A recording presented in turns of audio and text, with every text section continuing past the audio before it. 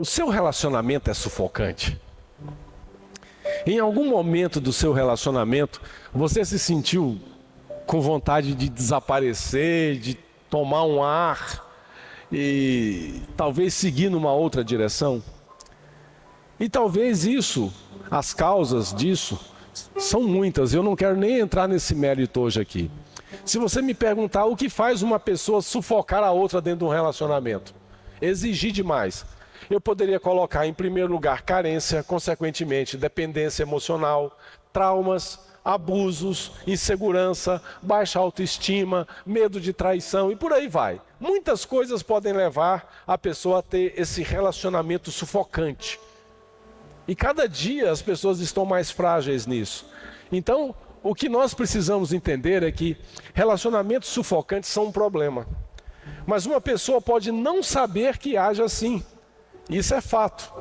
Não conseguimos enxergar pelo lado de fora o relacionamento em que estamos. Para uma pessoa que está sufocando o outro, na verdade ela entende que o que ela está fazendo é amar.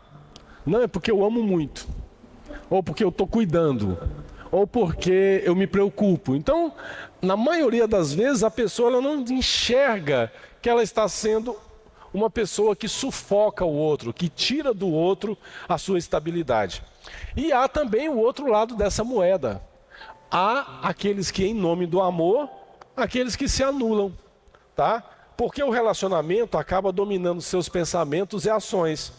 O que parece fofo aos olhos alheios pode configurar uma situação abusiva. Então você tem, por um lado, aquela pessoa muito exigente e você tem, por outro lado, aquela pessoa que aceita essa exigência e se anula no relacionamento. Os dois estão vivendo o mesmo processo de sufocamento. E é disso que nascem adoecimentos. Hoje eu ouvi um relato que não é a primeira vez que eu ouço. Mas esse relato, que já está se tornando comum, ele me trouxe uma triste realidade. Um casal já com 20 anos juntos, eles falaram o seguinte: olha, nós enfrentamos muitas coisas, muitas dificuldades, mas nós permanecemos juntos. Tá, eles permaneceram juntos, mas ela tem uma depressão severa e ele faz tratamento contra a ansiedade generalizada. Eles deveriam ter permanecido juntos, enfrentado tudo e continuado sadios, saudáveis. E você vê uma relação que ela, muitas vezes, eles lutam para permanecer juntos, mas no fim dessa luta, os dois estão doentes, ou extremamente doentes. Talvez porque houve um excesso, um exagero.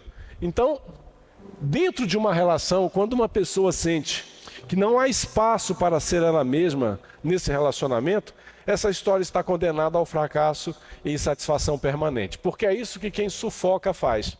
Quem sufoca o relacionamento não deixa o outro ser, em parte, nessa relação, aquilo que essa pessoa é. O relacionamento não pode anular o que o outro é, mas os dois juntos precisam desenvolver, claro, uma conjugalidade, eles precisam desenvolver uma forma de viver juntos, e eu vou explicar já já como é que isso funciona. Vocês estão me entendendo? A sensação que eu estou tendo é que a voz está indo embora, mas está dando para entender. Com licença. Não tem jeito dessa rouquidão passar. E aí eu tenho a sensação de que eu estou falando e vocês não estão entendendo bem. Mas até o fim dessa semana, a voz volta ao normal. Então, quando a gente fala de sufocar ao outro, é porque nós perdemos o limite. Nós não temos mais noção da proporção, do equilíbrio. Tá, esse aqui sou eu, e eu não posso impor quem eu sou sobre o outro. O outro está aqui, e ele não pode, ou ela não pode impor sobre mim o que ele é. Mas nós dois juntos temos que construir também uma parte que é nossa. Tem a sua parte, a parte dele ou dela, e tem a parte dos dois. E talvez esse ponto de equilíbrio que eu falei aqui sobre conjugalidade e individualidade é a parte mais difícil de se estabelecer no relacionamento quando há um adoecimento de um dos lados. Quando é uma carência, um trauma, é uma insegurança, é uma baixa autoestima. Quando há um adoecimento de um dos lados, estabelecer esse equilíbrio não é fácil. Mas principalmente dar espaço. dar espaço é importante.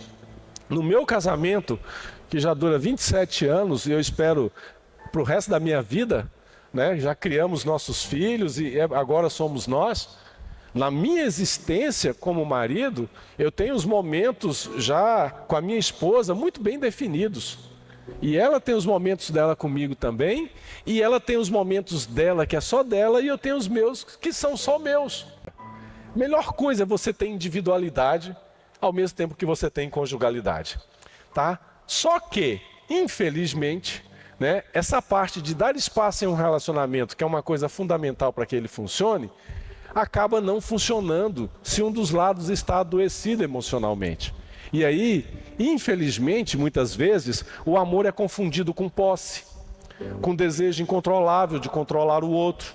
E nesse caso, gente, já não é amor, mas desejo de possuir, de ser dono do outro. E infelizmente, parece que as pessoas estão aprendendo nessa época digital a assumir um controle da vida do outro como sendo a sua segurança emocional, né? Essa coisa de você saber onde o outro está o tempo todo. Eu acabei também percebendo, eu vou contando para vocês alguns casos que eu acho muito interessante, né?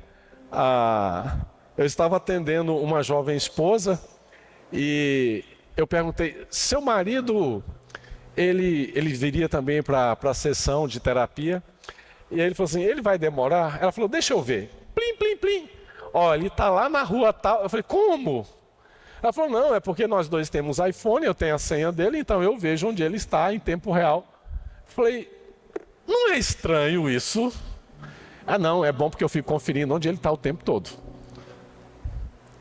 Aí nós transformamos a confiança, ela não é mais uma questão de sentimento. A confiança agora é aquilo que eu posso provar. E no dia que eu não puder provar, o que vai acontecer?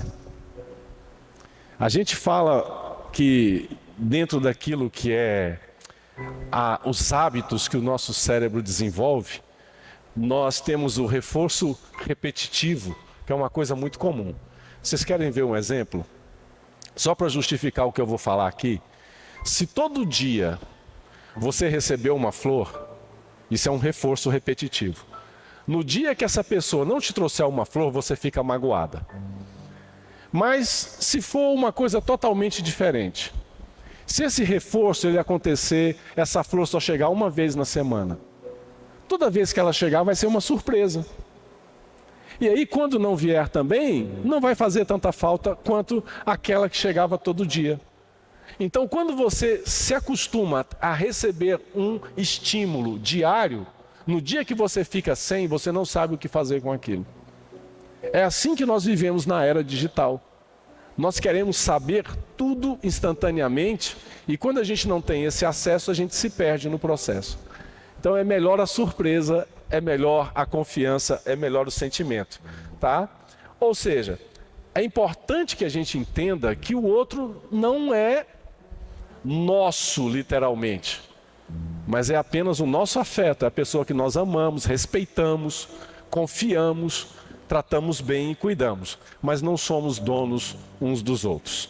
Aliás, agora vem a base de muita coisa que eu vou falar. Todo relacionamento é conduzido por dois grandes desejos que podem parecer contraditórios e difíceis de conciliar. Eu vou explicar os dois. Por que eles são contraditórios e difíceis de conciliar? Primeiro, é o desejo de unidade. Quando a gente começa a se relacionar, a gente quer essa unidade, a gente quer ficar junto, né? Nós queremos passar a maior parte do tempo juntinho, a gente quer ter carinho, quer ter afeto. Então, aqueles que se amam, geralmente têm uma sede ardente e impaciente de viver uma união profunda, expressando-se na necessidade de presença e partilha em todos os níveis. Então, quando a gente está num relacionamento, a gente tem um desejo de unidade. Isso é muito bom. Isso é muito bom. Só que existe um segundo desejo. O segundo desejo é de permanecer sendo você mesmo. Olha, duas coisas que são importantes, mas que entram em conflito. Eu quero estar perto de você, amar você, mas eu também não posso deixar de ser eu nesse processo. Eu preciso ter a parte que é minha, né? Porque, ao contrário do desejo de unidade, ou pelo menos um paralelo, existe muito fortemente o desejo de manter a sua personalidade, de não ser absorvido pela fusão do ser casal. Tem coisa que a unidade não vai absorver. Não vai. Eu vou dar um exemplo mais banal possível só para vocês entenderem.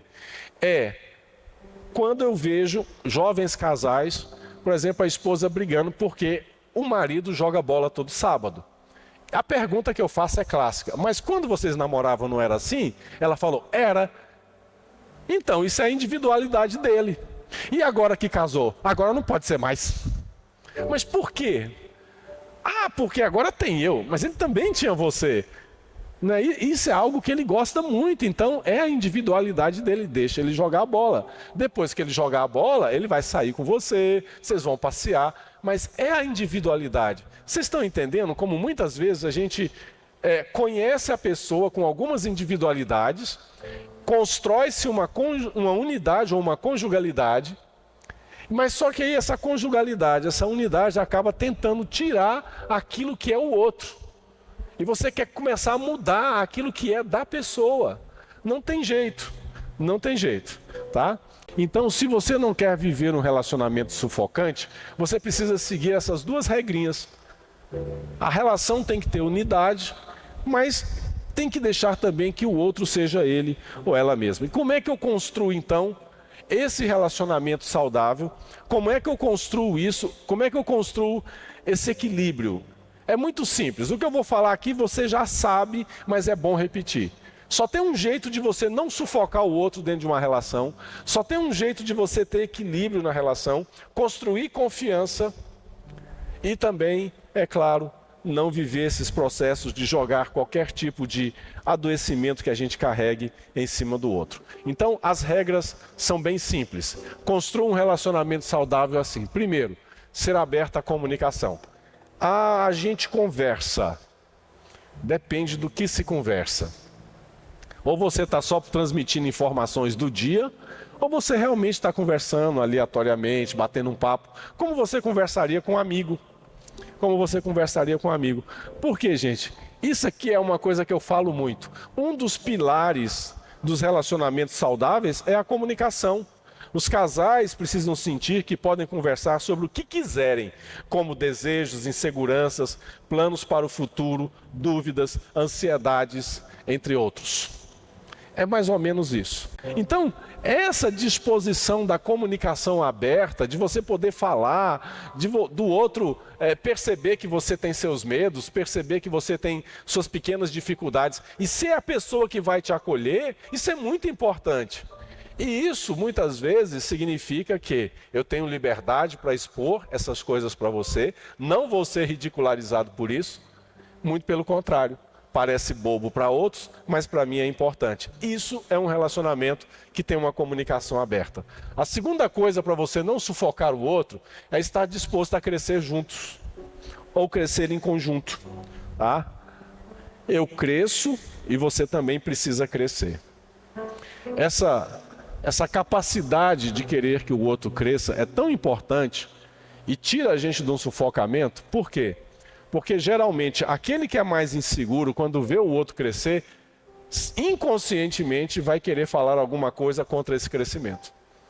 Seja o homem ou seja a mulher. E aí você começa a sufocar o crescimento daquela pessoa. Você não pode trabalhar até tal hora, você não pode fazer isso, fazer aquilo. Enfim, é um processo que muitas vezes acaba travando um dos lados, quando um dos lados se anula para permanecer na relação. Então, o que a gente entende? A parceria, a relação, facilita a mudança de hábitos disfuncionais, tá? Que corroem o relacionamento. A primeira coisa que a parceria faz, ela facilita qualquer mudança de hábito ruim que o casal tenha. Segundo, impulsiona o desenvolvimento do casal e fortalece o elo entre eles. Então, há todo um fortalecimento, há todo um desenvolvimento, mas principalmente mudanças de hábitos disfuncionais vão acontecer. Então, assim como as pessoas mudam com o passar dos anos, os seus objetivos de vida e valores também mudam. Talvez você conheceu essa pessoa, ela estava trabalhando em algo. Aí ela cresceu. E talvez esse momento da vida dessa pessoa exija mais tempo de trabalho e menos tempo com você. E aí? Agora eu dei para soluçar. Vocês estão enrascados comigo, né?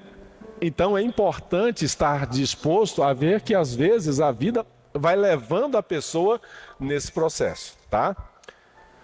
Terceiro ponto para evitar o sufocamento é que tão importante quanto se expressar é saber ouvir. Tá engraçado, né? Eu falo uma frase e soluço. Tão importante quanto se expressar é saber ouvir. Todo mundo gosta de falar. Quase ninguém gosta de ouvir. Principalmente dentro de uma relação. E geralmente quando você faz um esforço para ouvir, você ouve pensando na resposta. O que já é um erro gravíssimo. Significa que você não escutou. Você apenas ficou pensando em como iria responder essa situação. E isso acaba gerando, sim, processo de sufocamento, quando você não ouve o outro. E você só expressa. Então, quando estiver irritado, magoado ou frustrado, lembre-se de escutar o lado do outro. Lembre-se de escutar o lado do outro. Mesmo quando duas pessoas convivem há muitos anos, elas não sabem exatamente tudo uma sobre a outra. Isso é fato, gente. Então, precisam expor os seus pensamentos e escutar.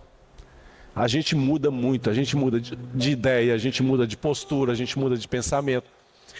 E o outro não tem bola de cristal. Então, você precisa falar e você precisa ser ouvido também nesse processo.